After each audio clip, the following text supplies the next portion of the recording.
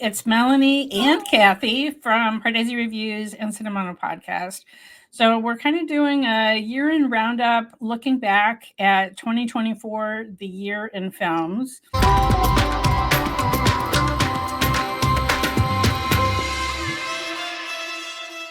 Yes. We're not going to talk extensively about Malayalam films, although we were both just before we started recording say maybe we watched the most Malayalam because we're watching quite a few to discuss with Amit on the D54 Pod channel. So we did an extensive year in review of Malayalam cinema with him. So definitely check D54 Pod for that. Extensive discussion on what an amazing year it was for Malayalam cinema. We had a few, I think our favorites were a little bit different for Malayalam. Mine was from the beginning of the year, Mammootty's Brahmayugam, which was this black and white horror, like, yes. Definitely one of my favorites. Yeah, it was one off the chain. Okay, so then I'm like, wait a minute, Kathy's isn't. Her favorite isn't the horror film? What? Well, maybe it kind of is. It definitely was in the top two. There were so many good Malayalam films. I feel like most of my viewing was so much good Malayalam. I mean, I thought they were really bringing it this year. My God. Yes. So, I mean, Avisham for obvious reasons, and we talked about this on Amit's show too. I mean, you just can't. He was so good in that. It was such a showstopper. And then that Kish Kanda Kandam. Yeah. Right. I love that one too because it was so unexpected. It was such a slow burn, it was just really nice. So much good. And in Goat Life, I mean, you can keep going on. Some really amazing performances this year in Malayalam cinema. Definitely Prithviraj and Goat Life is a standout. Yep. But yeah, like I said, Mammootty did some adventurous things too. That's his performance in Brahmayugam, and he also had I guess I would call it an extended cameo in Turbo. So it was just it was a really, really good year. Mohanlal may be a little bit of a disappointment in his film, but we're recording this before Christmas. His children's adventure film Barots is coming out Christmas. I'm not even sure if it's going to play here because, as we've discussed before, U.S. theaters Christmas week really crowded. Okay, there's so many Oscar movies and also family films that come out on Christmas Day. I don't know what it is. Everybody opens their presents and they're like, I'm sick of being with you. Let's go to the movies. Let's go to the movies. You don't have to talk to each other. It is a huge movie day. It is. And in fact, the whole week. And also they've been having, classic Christmas films, re-released in theaters so people can enjoy them in the theaters. So anyway, crowded marketplace, very difficult for there to be a spot for smaller Indian films to have a screen. But anyway, so we may have to wait for some of these for streaming as well. But anyway, I would say, I would agree with you, Kathy. As we start this discussion of the whole year, I would say I was most impressed with Malayalam cinema. We really did a deep dive discussion of all these different films with Amit on D54, so definitely check that out. Yes. I'd say the theme of this year is that there was huge expectations for a number of big films from big stars, and not all of them lived up to the hype. Let's just put it that way. That's one way of saying it. Not that they were bombs or absolutely horrible, just that the trailers and everything had at least me in such a state of, oh my God, I can't wait. And then I'm like, that was then I feel like I saw some of and we're talking about, and this happens in Hollywood too, the big blockbusters, they sometimes just become very samey to me, even though they can be very different. Like we had Solar, we had Kalki, we had Kongava, we had all these huge epic, and Devra, like, these big epic films, but for some reason they all just kind of blended into each other for me. Like I feel like they didn't bring anything super special, and I'm not saying they weren't well made or anything else. They just sort of all became kind of the same movie, big blockbuster, adventure, action, and when you start seeing some of these smaller films, you realize the emotional the emotional kind of connection you weren't getting from these films. While they were very entertaining, and you're like, oh yeah, that was fun, the big dance numbers and all that. Right. I think they're just kind of fell a little flat for me.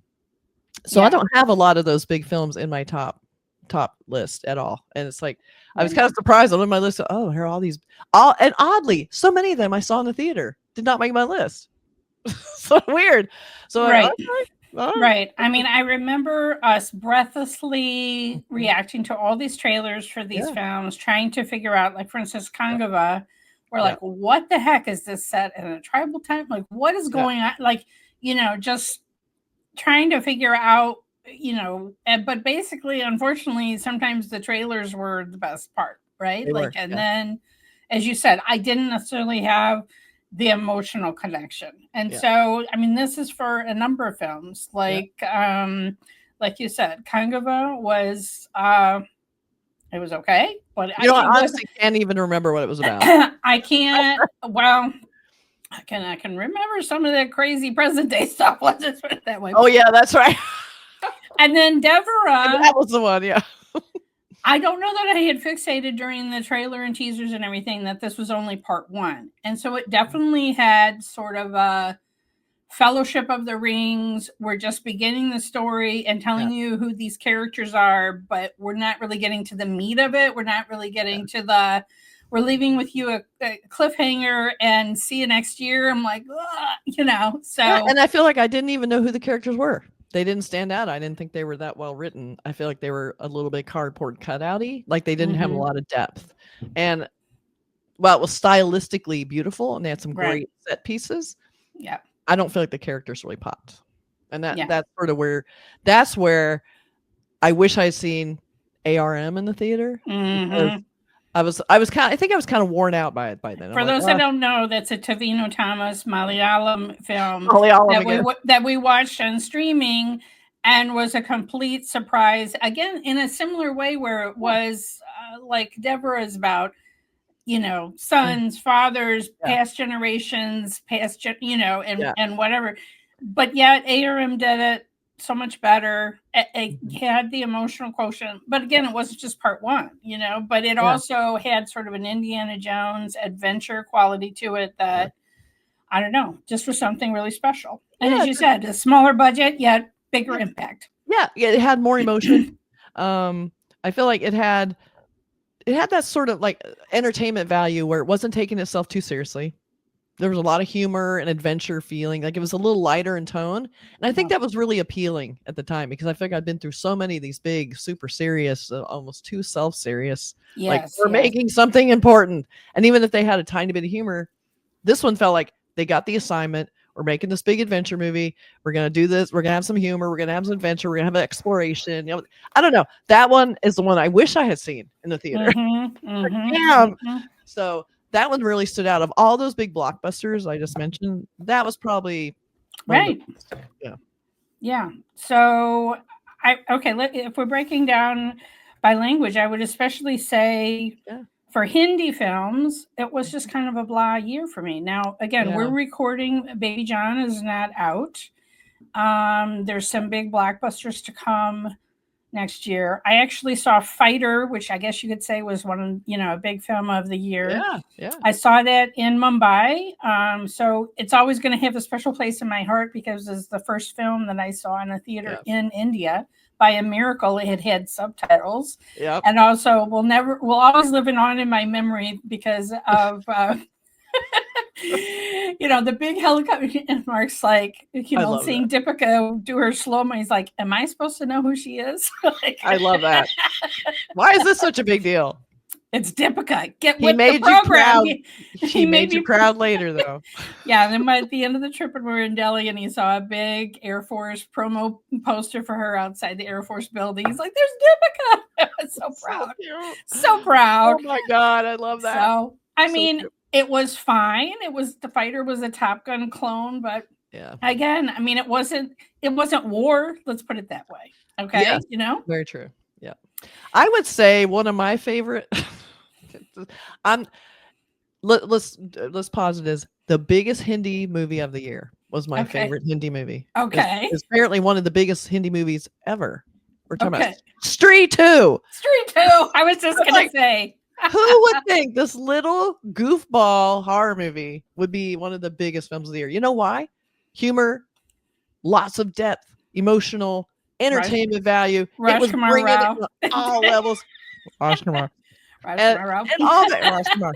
Lots of Raj Kumar and dancing. Raj Kumar dancing, which we don't get to see a lot. So that movie, I think, was a favorite because it, again, understood the assignment. It went out, it made entertainment. It wasn't trying to preach anything. It wasn't trying to tell me anything. It wasn't a true story. It was just pure entertainment. So I loved that just because it was just so earnest and people responded to it. I agree. I don't know if I would say it's my number one, but boy, it's definitely up in my top 3 at least. What was better, Melanie? Tell me what's a better Hindi film than that. All right, you got me. What am I actually? I will tell you what is better. Amar Singh Chamkila was my favorite Hindi film of the year. Now, I happened to see that one on streaming, but I can't imagine a more perfect casting than Diljit as this Punjabi singer, and he did all the songs then himself. Right. It was, I mean, I didn't know the story of this real life singer and his wife. I didn't know all of it. Yeah. So for me, it was just discovering in the music, the soundtrack beyond. Okay. And again, it's Diljit, who's I love him, but this was him really not just being Diljit, but playing a part in a very dramatic role, but also killing on every single performance that was within the film because he's such an accomplished performer himself.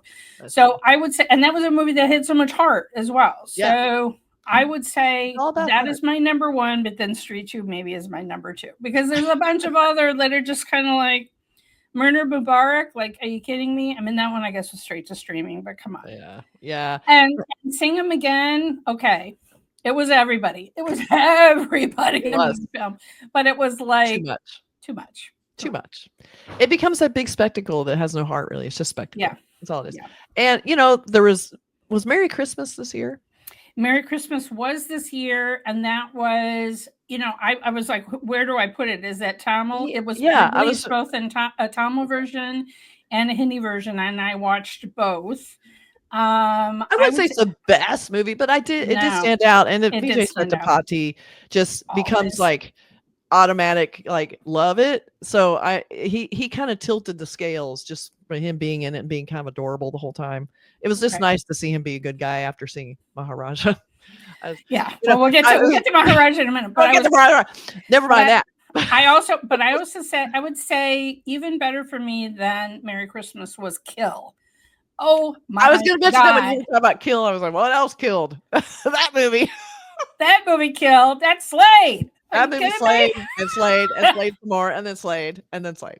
And it was so epic. My brother went to see that one. That one had crossover appeal. It wasn't because I was urging him to see it. He had just heard that it was an incredibly insane action film. Mm-hmm. I think it crossed over to a lot of people. Yeah. It was, to me, it was sort of like watching The Bourne Identity for the first time, where you have all of this close in, hand-to-hand fighting in these contained spaces. And that felt fresh when I watched Bourne Identity because it was a lot of that. And again, it felt fresh because everything was on the train. Every single fight was on the train. Every single fight. In fact, but my only qualm with Kill, which also caught the attention of the makers of John Wick, who now want to remake it. Which I'm like, didn't you already make it with John Wick like 4 times? But who's counting?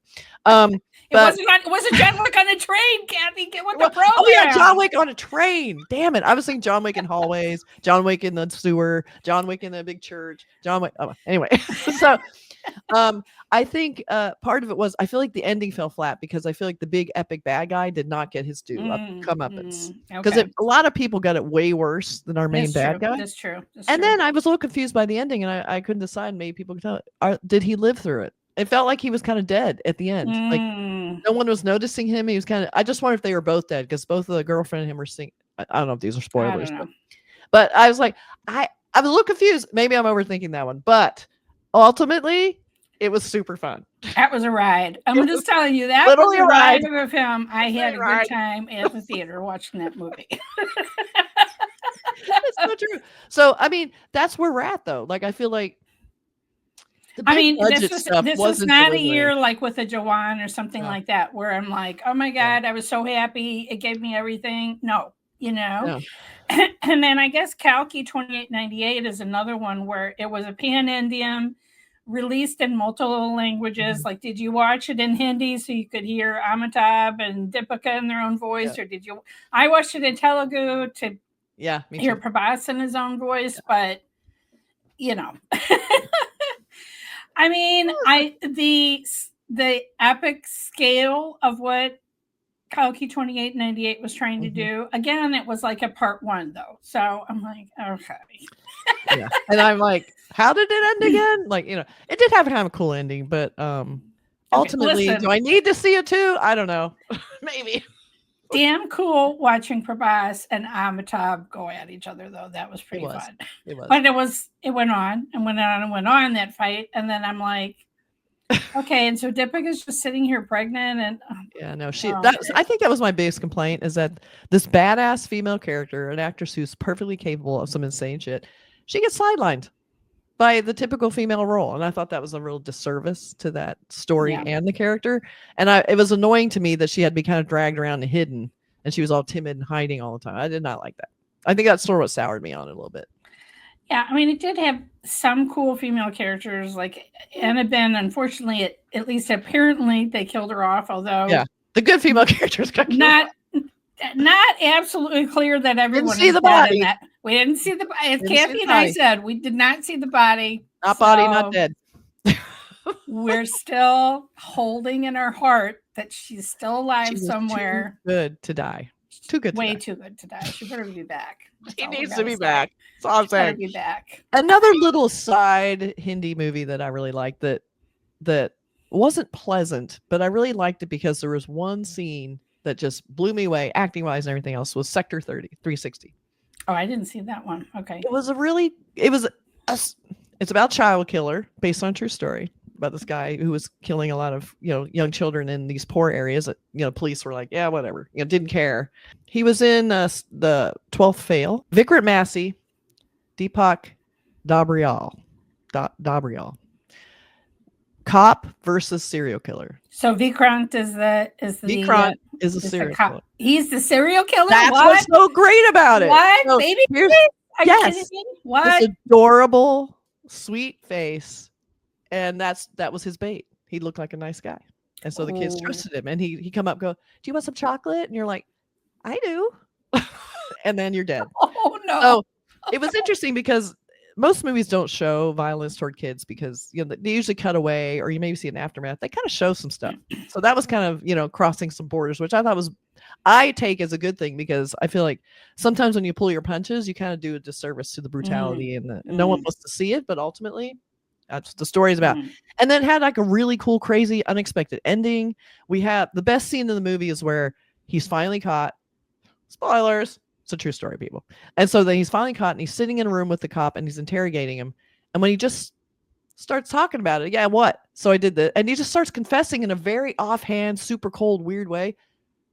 Amazing. Incredible acting. Like psychopath, total psychopath. The way this guy, the cute baby face, the guy at 12 Fit, the super cute, sweet guy, doing this role. And I wonder too, after this role, I just read an article said he was giving up acting, and I'm like, was it this role? Because I can see why. What? I know. He'll be back.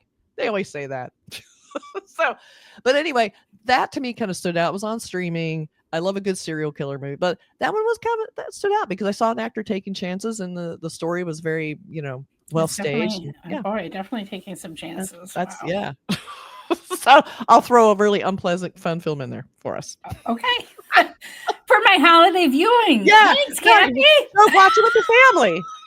Everybody love it. So we've already talked about a couple of just okay, disappointed, didn't live up to the hype, Telugu, which we've got Kalki 2898, Devra Part 1. Okay, listen, not faulting necessarily NTR Jr., who I'm a huge fan, but I didn't have the emotional punch that I've had in so many of his other films. Yeah. Because it's only part 1, and they it seemed like midway during filming, they decided, no, it's too much. We've got to do 2 films. And it's then they didn't really plan for giving us I don't know, enough in part one to, and kind of watered it down. I would say Hanuman was kind of a surprise. Yeah, I would say Hanuman. Because not big stars necessarily that I was familiar with, and just a really cute, sweet film. Again, that one was evidently a part one. There's more to come, but I felt like I got the story, I got the emotional resonance from that film. I consider it sort of too an origin story. Like to me, that it's not even like part two or anything. They're setting up a superhero. And I know I keep saying superhero. People go, it's not a superhero, it's a god. I'm like, well, he's clearly a superhero. Okay, but they're doing the model of the superhero movie to frame how they're telling this story. So he is a superhero. He's going around and trying to do good deeds and do things. And that was kind of what he wanted to be. But I thought that was a very unexpected, emotional film. Yeah. It had humor, it had heart. It's like we keep saying it had heart because so many movies don't. Yeah. So we'll keep saying that because there was an emotional heft to the movie. That's what we want, people. Yeah. Okay. Give us that. Now, Pushpa 2 was a total ride. And I would also say Surapoda Sanavaram, Nani's big film this year, was also a fun ride. I'm not going to say that Pushpa 2 was the greatest movie of all time. Did I have fun at the movie theater? Did I have fun watching Fafa chew on the scenery? Did I have fun watching Allu Arjun dance in a sari like his life depended on it? You better believe I did. That was awesome. Great set pieces.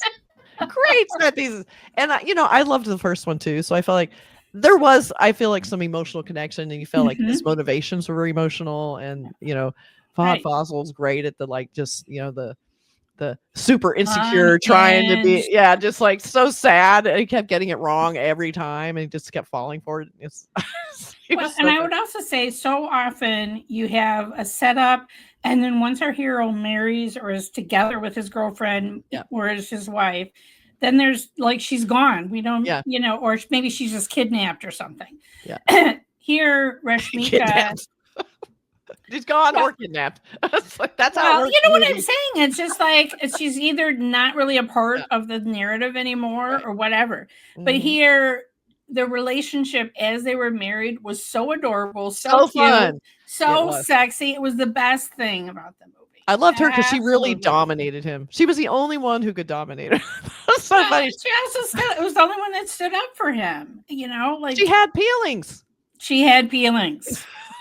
And she had something to say about it. You're giving me feelings. And she was like, no, I can't right now. Oh, no, you will. Let's go upstairs. There was no saying no to this woman. It wasn't going to happen. Oh, my God. Their relationship was the best. So funny. I loved that. It was really good. That was a highlight for sure.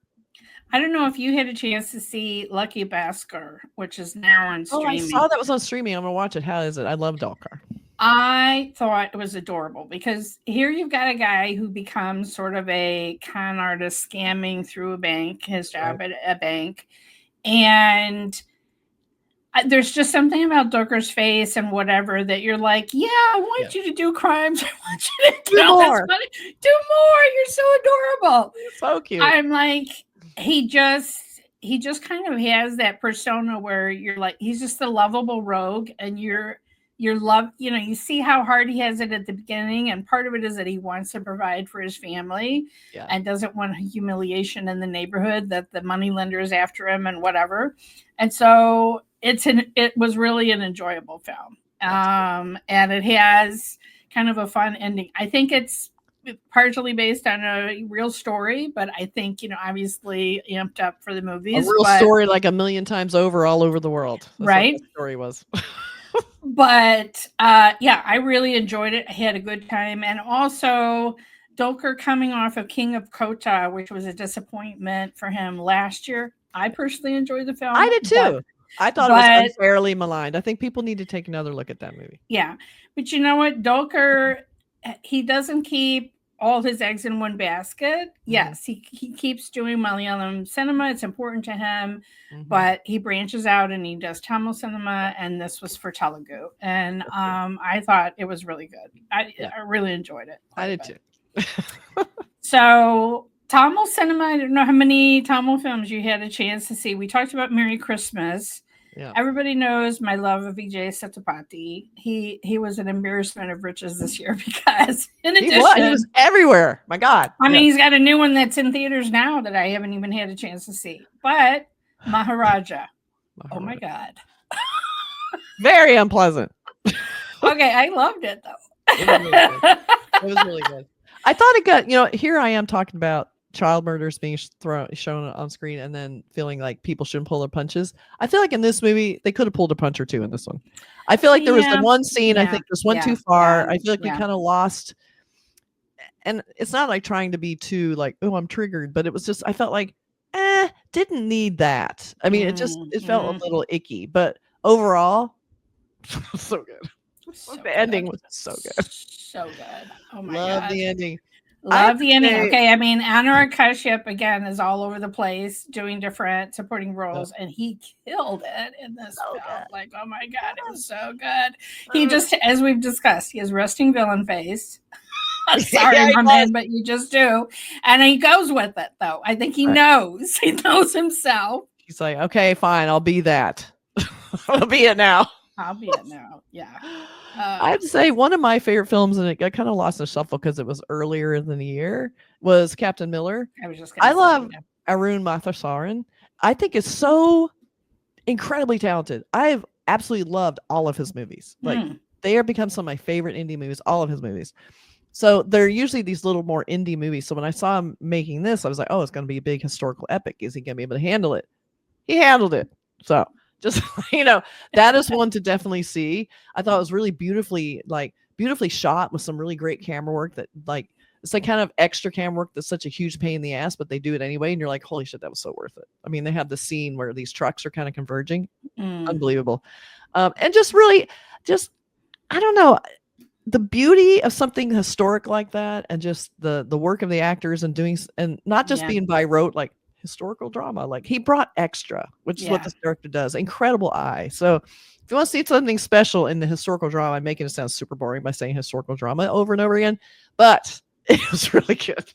No, it was really good. It was really good. I mean, Vijay had a big film this year, Goat, the greatest of all time. It was super fun seeing him in a double role and how they de-aged him with VFX. And he really looked like he did in his baby face days. I mean, did I see the twist coming a mile away? Yeah. Did I still enjoy watching it happen? You bet. It's one of those, like, you need those movies too. You need like the big kind of Tom Cruise, glossy, having fun action movies. I mean, I love good spy movies. I love, any kind of surveillance spy action, car wrecks and these exotic locations. I mean, who doesn't love that? I mean, I would say Goat maybe was one of the films where it had a lot of hype and maybe pretty much lived up to what I was expecting it was going to be, right? Very enjoyable. I would say, though, my number one Tamil film, and I'm probably going to butcher the pronunciation, Mayalagan, with an amazing performance by Karti. And of course, it also stars Arvind Swamy. Arvind Swamy. It was blank on his last name. Amazing film. I mean, how many times have you had that where you run into someone and they just start talking to you and they know you, but you can't remember or place how you know them, can't remember their name. And so Arvind Swamy's character goes the entire film not knowing who this person is who is willing to just hand him money and do anything for him. And, later learns what their family relationship is. But it just amazing performance, especially by Karti. He was, I love him. I do love him. And this one is also on streaming now. And if you didn't have a chance to get it, it's my number one film. It's just again, a heart. I'm a broken record, but oh my God, the heart in this movie. I was going to say, this is one that really delivered the emotions. I mean, totally. Okay. And this is the same director that gave us 96. So I already knew Melanie had high expectations of, this better be good. This is my guy. This is my director. Come on. Deliver. And he did. He did. Oh man, did he ever? So yeah, see Prem Kumar. So masterful. I mean, essentially, most of the film is two guys talking, and yet you're completely captivated for all of the length of the film, and totally invested in their relationship. And did I wish I learned a little bit more backstory of the women in the film and how did these guys get married to these women? Yes, I did, especially Arvind Swamy. Like, his character, like, how did he end up with this great wife who was just so a nice supportive? And I think we know. I don't know. Like, I mean, I don't know. I'm just saying maybe we could have had a little less of the backstory of the men and a little bit more. How did this come? Maybe it'll be part 2. I don't know. Everybody else is doing sequels, but that's true. I just wished, it was a film, even as long as it was, left me wanting more. I wanted to know more about these people, more about these characters and their lives. So that is my number one, possibly even of the whole year. Oh, wow. I would say it was just such a delightful film. I came out with just such a good feeling from that. What would you say if you had to say overall? I'm putting you on the spot, Kathy. And you could just say what you enjoyed. It doesn't have to be like what was I think Rama Yugam, because of the old school Hollywood, black and white, beautiful, gorgeous, and Mammootty just being so cool and like no vanity, just going for it. I love that. It was just felt very like I said, very old school. I loved it. And that Kishkanda condom.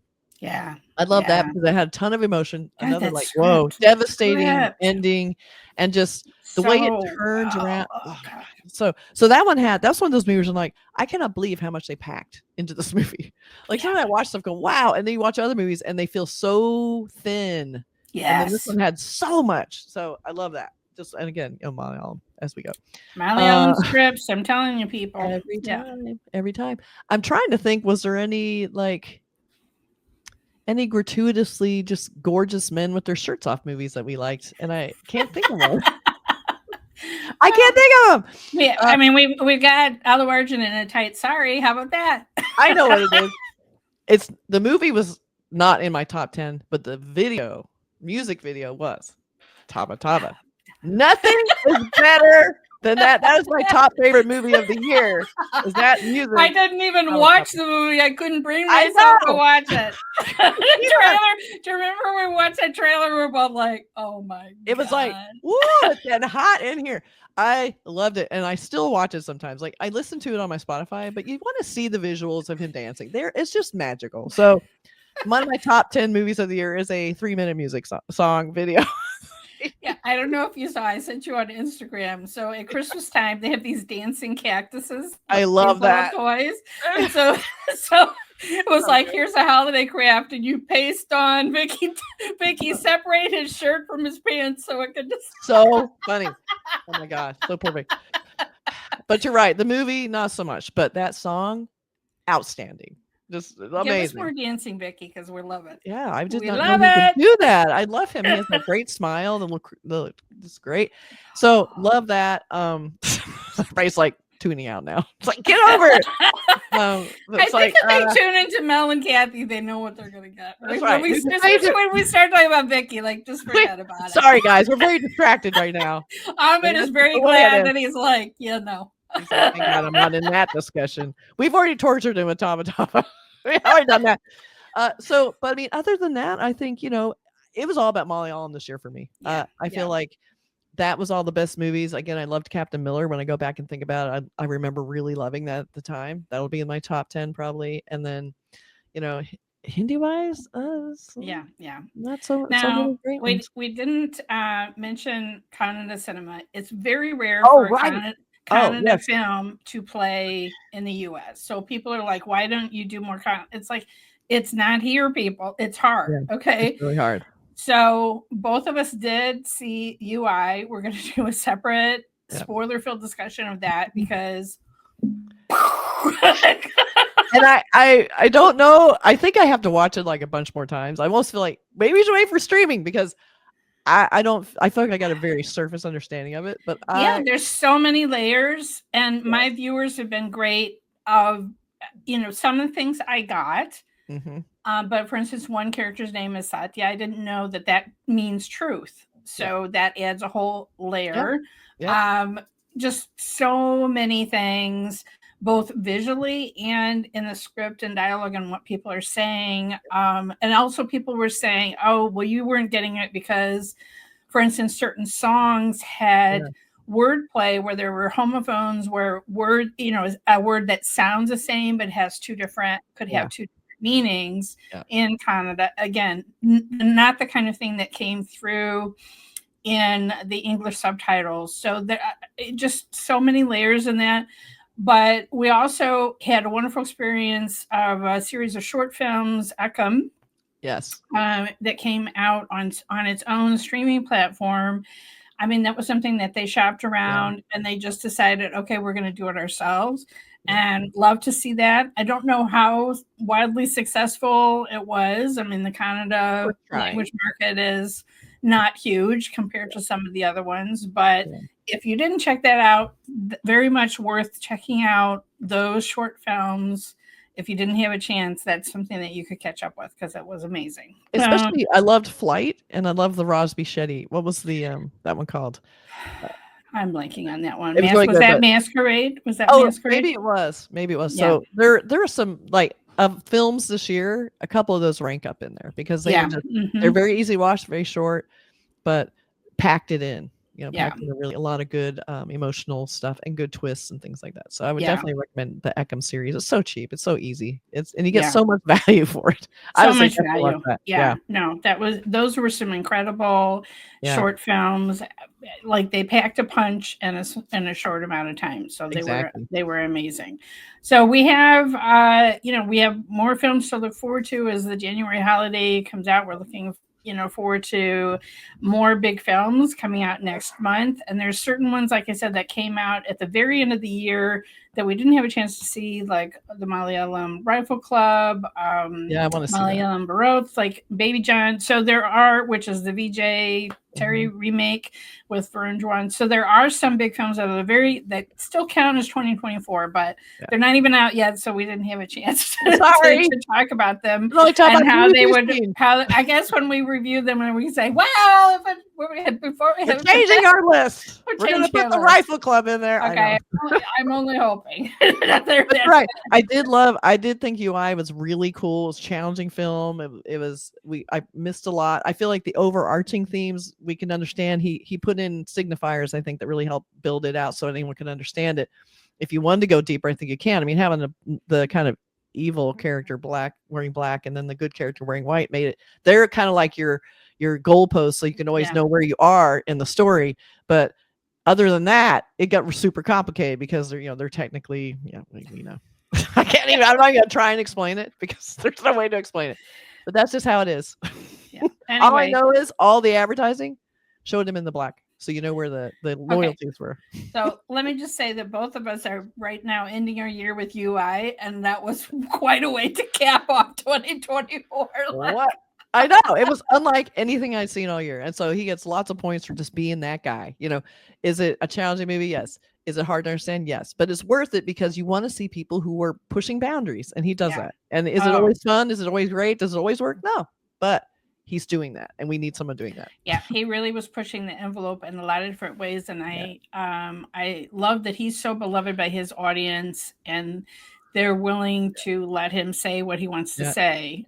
There is a scene of a mob pelting a certain character with rocks and rotten vegetables and whatever. And so I think he has had some, things from some, backstory with things he said or whatever in real life that it would, spur a scene like that. But overall, he was saying things that I have not heard other filmmakers be able to say. And I really admire him. So me too. Anyway, it was a mixed year, I guess I would say this year.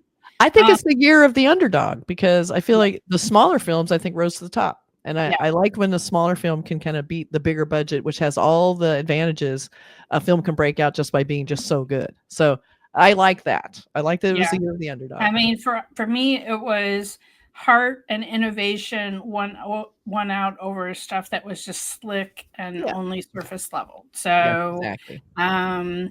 You know, yes, I do love a spectacle, and I do love a good machete fight any day of the week. But come on, give me some heart. Give me some heart or a machete, one or the other. Gotta do. You know, and if you can do both,